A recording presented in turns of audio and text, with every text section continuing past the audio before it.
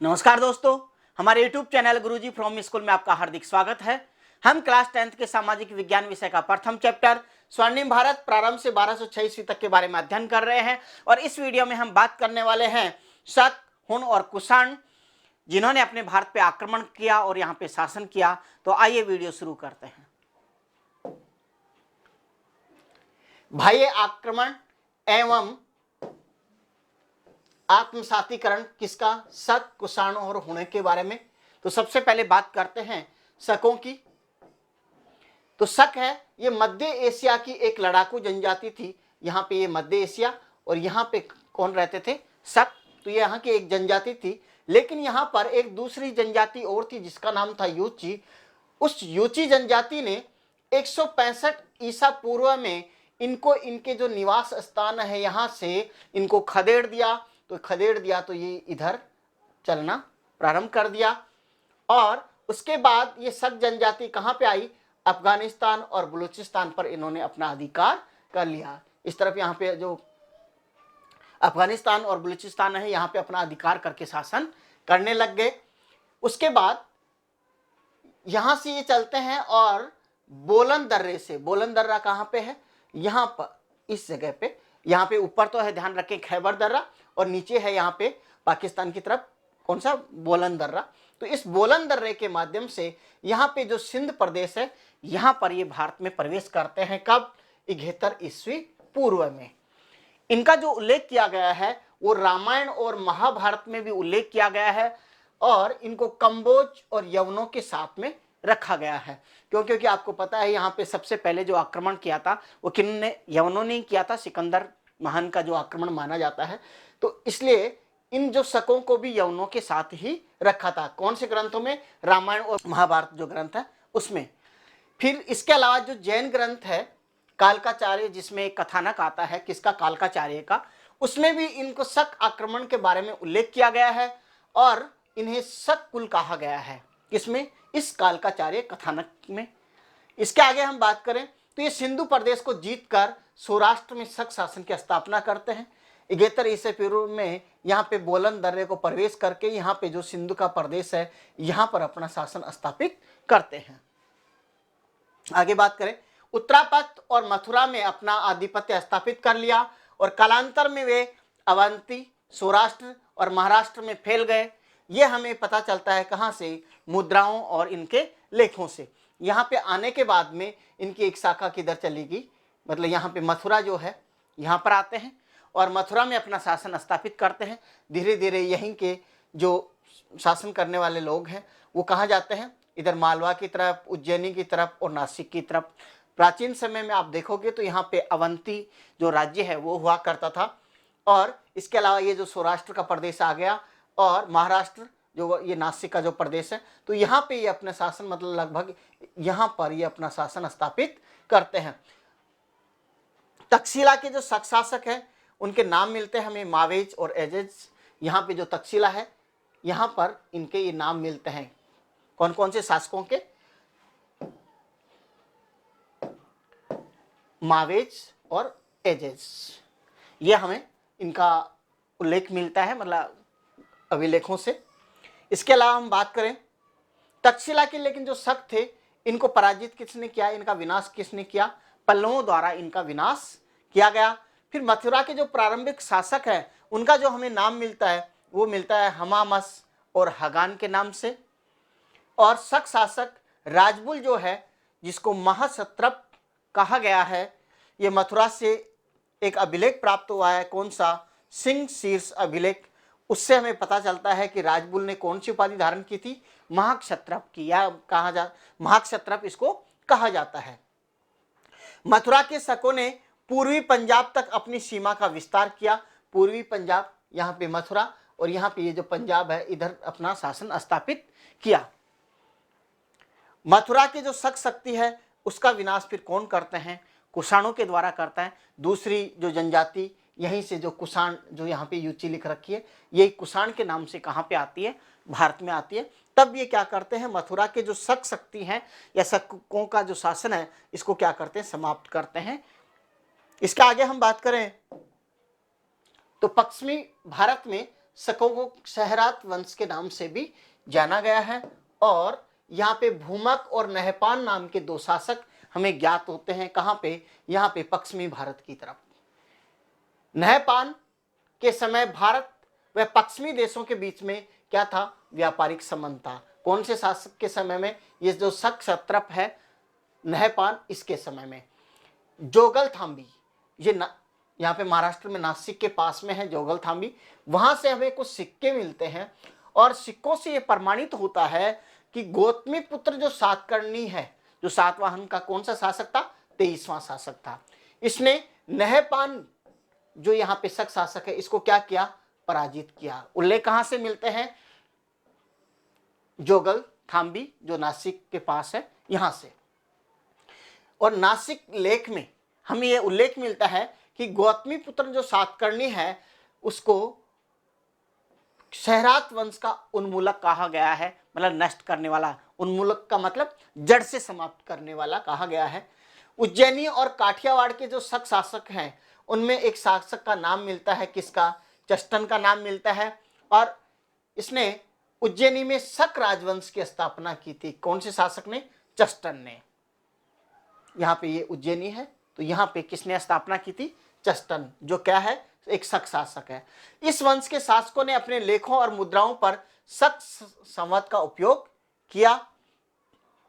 चस्टन का पुत्र हुआ फिर रुद्रदामन, और रुद्रदामन बहुत ही महत्वपूर्ण शासक हुआ है। कहां से हमें पता चलता है? जूनागढ़ अभिलेख से हमें पता चलता है।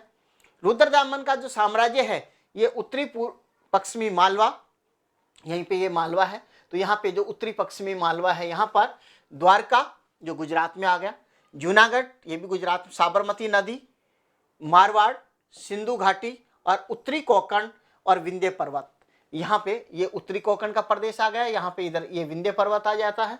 और इस तरीके से सौराष्ट्र वगैरह, यहाँ पे ये पूरा जो क्षेत्र है, यहाँ पे किसका शासन हुआ करता था? रुद्रदामन का शासन हुआ करता था। और फिर चस्टन का जो ये वंश है, इसका समाप्ति जो है वो 305 ईस्वी में ये चस्टन का वंश समाप्त हो जाता है। और ये हमें मुद्राओं से इसका उल्लेख मिलता है। इस तरीके से हमने अध्ययन किया शक वंश के बारे में। इसके बाद में बात करते हैं हम कुषाण वंश के बारे में। कुषाण वंश की हम बात करें तो इस कुषाण वंश को युवची तोचेरियन के नाम से भी जाना जाता है। युची जो कबीला है ये 5 भागों में विभाजित होता है और इसकी एक शाखा कहाँ पे आती है? भारत में आती है, जो यहाँ पे शासन करती है।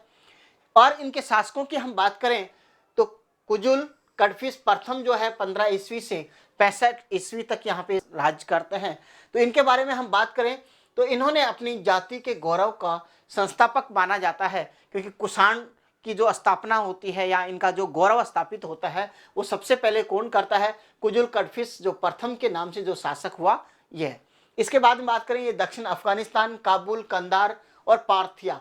पार्थिया जिसे ये क्या जो उत्तरी पूर्वी जो ईरान है और उसके जो समीप का क्षेत्र है इसको पार्थिया के नाम से भी जाना जाता था। तो ये पार्थिया इसको क्या किया? अपने राज्य में मिला लिया। किसने? कुजुल कडफिस जो प्रथम है कुषाण शासक, इसने। इसके अलावा हम बात करें ये जो कुषाण शासक है इसने क्या किया? वैदिक धर्म को अंगीकार कर लिया। अंगीकार का मतलब अपना लिया। इसके बाद में दूसरे शासक की हम बात करते हैं विम कडफिस द्वितीय, जो 65 ईस्वी से 75 ईस्वी तक यहाँ पे शासन करते हैं। इन्होंने भारत के विशाल साम्राज्य पर अपना राज्य स्थापित किया। शैव मत का क्या था? ये अनुयायी था। कैसे पता चला? क्योंकि हमें कुछ सिक्के मिलते हैं जिन पे त्रिशूल मिलता है, त्रिशूलधारी व्यक्ति मिलता है, व्याघ्र चर्माग्राही मतलब व्याघ्र की जो चर्म है उसको ग्रहण करने वाला, या आपने देखा होगा कई बार शिव की जो मूर्ति है वो भी इस तरीके से बनी होती है, वो व्याघ्र की जो चर्म है उस पर बैठे मिलते हैं। इस तरीके से इनकी जो मुद्रा है उस पर भी हमें मतलब मुद्रा पे अंकित मिलता है। इसीलिए हम मानते हैं कि ये किसके मत के अनुयायी थे? शैव मत के अनुयायी थे। इसके अलावा नंदी अभिमुख जो भगवान शिव की आकृति है ये भी इसकी मुद्राओं पे हमें अंकित मिलती है। इसके आगे हम बात करें तो भारत में ये पहली बार अपने नाम से क्या चलाए? इसने सोने के सिक्के चलाए। इसके बाद हम बात करते हैं कनिष्क जो शासक हुआ उसके बारे में। कनिष्क कश्मीर के कुंडल वन में इसने आचार्य पार्श्व की अध्यक्षता में चौथी बौद्ध संगीति का आयोजन किया था। बौद्ध धर्म की 4 संगीतियों का आयोजन किया गया था। जो अंतिम जो चौथी संगति है ये किसने आयोजित करवाई? कनिष्क ने। इसकी प्रथम जो राजधानी थी कनिष्क की वो कहाँ थी? पेशावर, पुरुषपुर, जो वर्तमान में कहाँ चली जाती है? पाकिस्तान की तरफ। और इसकी दूसरी राजधानी कहाँ पे थी? मथुरा में। और इसने 78 ईस्वी में एक संवत चलाया, नया संवत चलाया जिसका नाम क्या रखा गया? शक संवत के नाम से। कनिष्क ने कश्मीर को जीतकर वहां पे एक नगर बसाया जिसका नाम है कनिष्कपुर। इसने कासगढ़, यारकंद, ये दोनों ही जो प्रदेश हैं कहाँ मिलेंगे आपको? चीन के प्रदेश में है। और यहाँ पर भी इसने विजय प्राप्त की। किसने? जो ये कनिष्क शासक है इसने, कुषाण शासक कनिष्क। लेकिन ये जो शासक हैं ये यहाँ पे भारत में ही रच बस जाते हैं, यहाँ की संस्कृति को अडॉप्ट कर लेते हैं। इसके अलावा हम बात करें महास्थान बोगरा से प्राप्त जो एक सोने की मुद्रा मिलती है उस पे कनिष्क को एक खड़ी मूर्ति अंकित मिलती है। और मथुरा से एक कनिष्क की एक प्रतिमा मिलती है जिसमें वह घुटने तक का क्या पहना मिलता है? चोगा। ये आप इस चित्र में दिखाई दे रहा होगा। इस तरीके से ये घुटनों तक चोगा पहनता है और भारी बूट, यहाँ पे बूट भी इसके देखोगे तो बहुत भारी है। इस तरीके की ये प्रतिमा कहाँ मिलती है? मथुरा से मिलती है।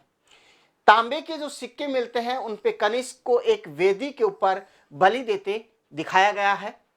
पार्श्व, वसुमित्र, अश्वघोष, ये बहुत भिक्षु हैं, बहुत ही विद्वान व्यक्ति हैं। ये कहाँ मिलते हैं? कनिष्क के दरबार में हुआ करते थे। इसके अलावा हम बात करें नागार्जुन जो एक गणितज्ञ था और चरक जो चिकित्सक है, यह भी कनिष्क के दरबार में रहा करते थे। बौद्ध धर्म की महायान जो शाखा है उसका अभ्युदय और प्रचार प्रसार कनिष्क के समय में ही हुआ था। क्योंकि जब चौथी बौद्ध संगति हुई थी तो बौद्ध धर्म विभाजित हो गया था और उसकी जो महायान शाखा है ये इसी के समय प्रचारित और प्रसारित होती है। उत्तर भारत में कुषाण शासकों की जो सत्ता है वो लगभग 230 ईस्वी तक बनी रही। रोम व भारत के बीच जो व्यापार है कुषाण शासकों के समय में या स्पेशल कनिष्क की बात करें तो व्यापार बहुत ही लाभप्रद स्थिति में था, जिससे क्या हुआ? या भारत में आर्थिक समृद्धि आई। इसके आगे हम बात करें हुणों के बारे में तो प्रथम जो इनका आक्रमण हुआ वो हुआ 458 ईसा पूर्व में, जब यहाँ पे गुप्तों का शासन था। और स्कंद गुप्त ने क्या किया? इसको पहली बार जब इन्होंने आक्रमण किया तो जो बंजारे हुण थे इसको इसने पराजित किया। इसी के 30 वर्ष बाद में फिर ये आक्रमण करते हैं हुण। और 6ठी शताब्दी में प्रारंभ तक हुण क्या करते हैं? अपने भारत का जो उत्तरी पश्चिम का जो भाग है यहाँ पर ये अपना अधिकार कर लेते हैं। तोरमान नामक एक सरदार जिसने गुप्त साम्राज्य नष्ट भ्रष्ट करके पंजाब, राजपूताना, सिंध और मालवा, ये जो प्रदेश है यहाँ पे ये पंजाब, राजस्थान, ये मालवा और यहाँ पे ये जो सिंध के प्रदेश है यहाँ पे अपना अधिकार कर लेता है। कौन? तोरमान। और यहाँ पे अपना शासन स्थापित करता है। शासन स्थापित करने के बाद में ये एक उपाधि धारण करता है। कौन सी? महाराजा धीराज के। तोरमान का पुत्र था मिहिरकुल जिसका शासन जो है वो 510 ईस्वी में आरंभ होता है। और इनकी जो राजधानी थी यहाँ कहाँ थी? शालकोट। और ये शालकोट है वर्तमान जो पाकिस्तान में यहाँ पे जो पंजाब है यहाँ पर शालकोट इनकी राजधानी हुआ करती थी। मिहिरकुल को बौद्ध भिक्षुओं से घृणा थी जिसकी वजह से इसने अनेक मठों और स्तूपों को नष्ट करवा दिया। मालवा के शासक यशोधर्मा ने इसको पराजित किया। यहाँ पे मालवा और मालवा के पास में यहाँ पे युद्ध होता है। किसमें? यशोधर्मा और मिहिरकुल में। मिहिरकुल को ये पराजित करता है। पराजित होने के बाद में जो मिहिरकुल है वो कहाँ चला जाता है? कश्मीर में जाता है और यहाँ पे अपना राज्य स्थापित करता है। अब हुण आक्रमण का भारत पे क्या प्रभाव पड़ा इनकी हम बात करें तो यहाँ पे सबसे पहले जो प्रभाव देखें तो गुप्त साम्राज्य नष्ट हो जाता है। दूसरा प्रभाव देखें भारत की जो राजनीतिक एकता थी वो समाप्त हो गई और देश छोटे छोटे टुकड़ों में बंट जाता है। इस तरीके से हुणों का प्रभाव हमने देखा। आगे हम बात करें आत्मसातीकरण।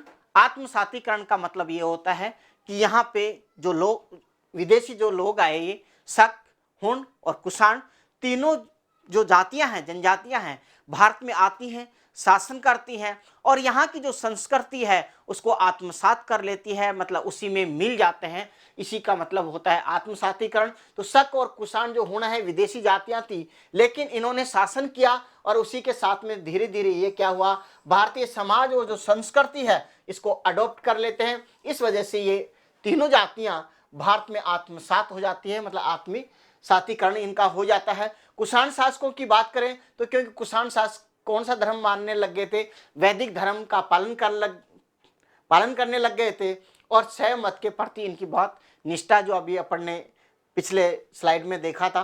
कनिष्क द्वारा की गई जो बौद्ध धर्म की जो सेवा है वो भारत में महान शासकों में उसे अधिष्ठित करती है। इसका मतलब क्यों, क्योंकि यहाँ पे जो चौथी बौद्ध संगति हुई थी वो किसके समय में हुई थी, कनिष्क के शासन काल में। कहाँ पे, कश्मीर में, कुंडलवन में।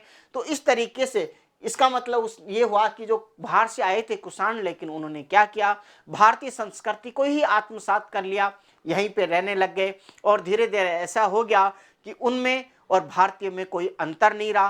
क्यों, क्योंकि दोनों की धर्म, संस्कृति सब एक जैसे हो गए, खान पान वगैरह सारे। तो इस तरीके से ये जितनी भी जातियां आई थी, शक, कुषाण और हुण, इन तीनों का ही भारत की जो संस्कृति है इसको आत्मसात कर लिया इन्होंने और ये सारे भारत की जो संस्कृति है इसमें विलीन हो गए, या कहें आत्मसातीकरण हो गया इनका। यदि ये वीडियो आपको अच्छा लगता है तो हमारे इस वीडियो को लाइक एंड शेयर करें, चैनल को सब्सक्राइब करें। Thank you for watching.